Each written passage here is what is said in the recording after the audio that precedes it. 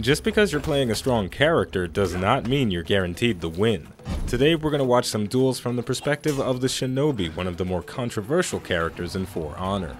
Ever since the start of Season 2, he's been talked about. Is his kick too fast? Is the hyper armor too strong? Is the backflip too safe? Are his light attacks too quick? There's so many things that you can talk about with the Shinobi, but with all of that in mind, you still have to work if you're trying to get a victory. So we're starting off on a positive note though, landing a kick and the guaranteed heavy attack follow-up on the Berserker, but we do have to be careful. We take a lot of damage trying to trade with this character. Luckily though, we've got her on the final sliver of health, so trading anything is really going to go in our favor, and we're going to win with a light attack.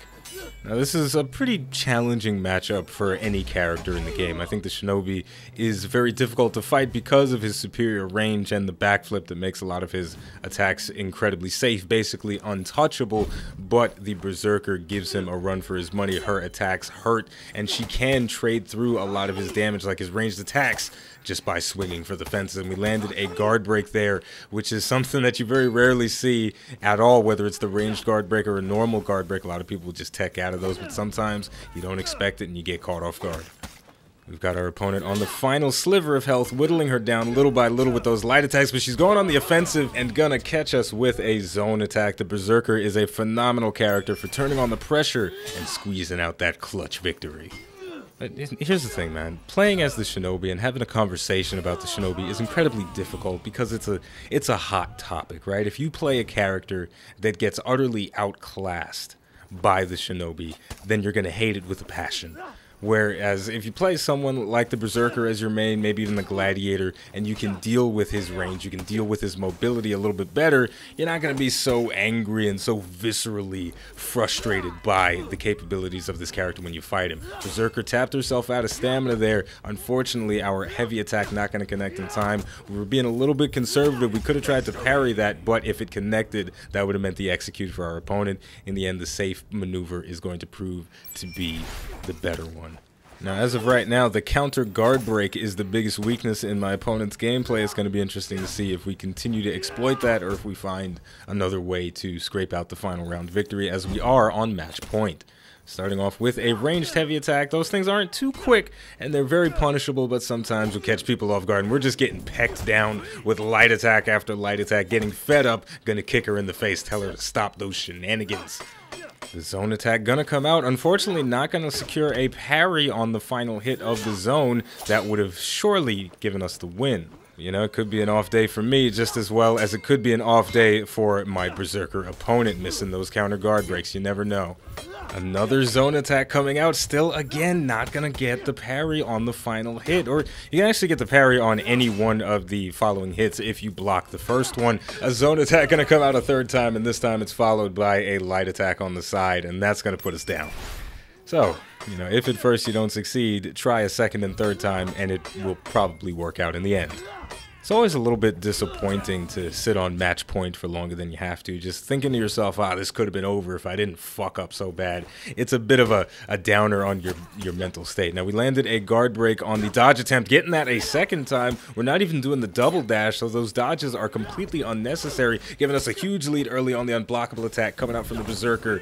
Gonna get parried, and a kick followed by the guaranteed heavy attack follow-up is gonna put her down. That was a lightning fast round. Basically perfect. I'll take it.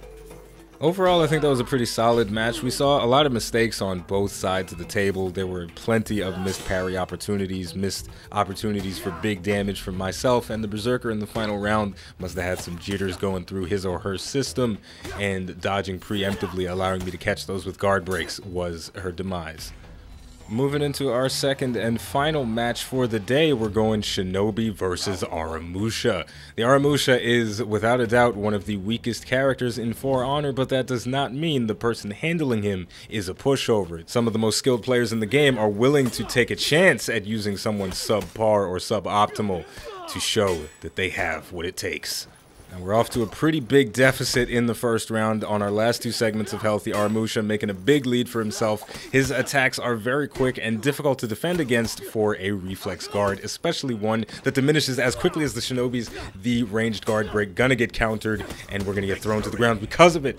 But our light attack gonna come out before the Musha's, and we're gonna put him down. walking away with the tiniest sliver of health. That might just be a single pixel that we're holding on to, but it is enough to give us the victory.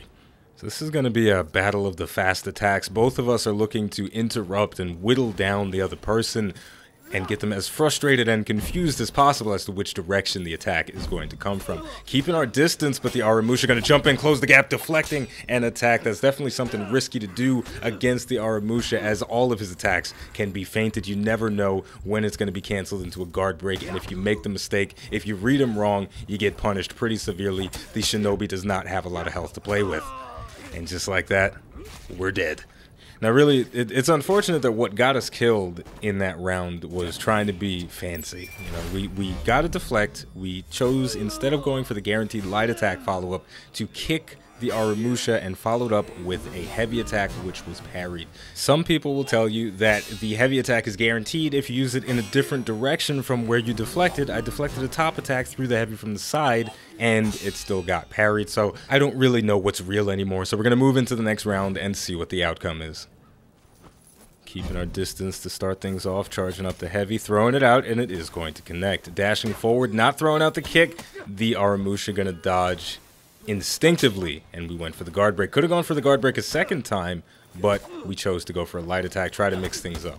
We're whittling him down very nicely here. Feinted, we baited out the full block stance from the Aramusha, but we didn't follow up with the guard break fast enough. He's on his last sliver of health, and this is where he's going on the offensive. We tried to go for a deflect, but the deadly feints are going to start coming out. We thought we had a read on him, but that was definitely not the case, getting severely punished for every wrong decision in that one.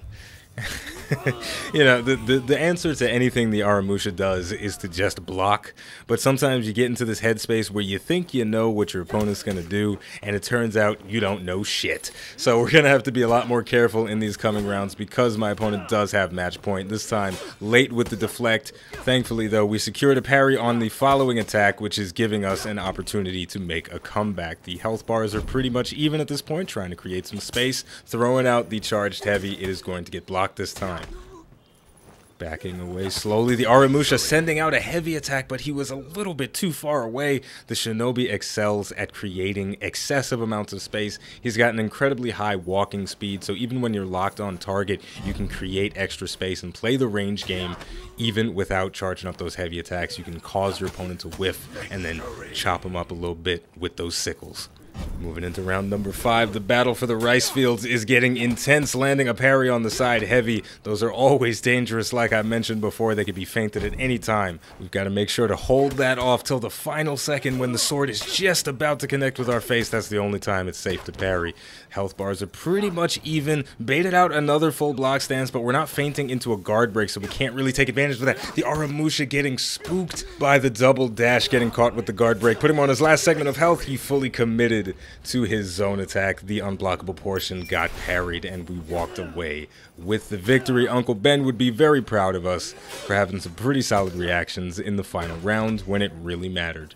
So again, I have to say, I think we did a pretty good job. It obviously wasn't perfect, and we have plenty of room for improvement. Our deflects were nice, but we did not get the maximum available punishes, so we're going to have to do a little bit more reading and possibly practice a bit more if we're going to get good with that particular punish. And also against the Berserker, we missed so many parries on the zone attack after we blocked them.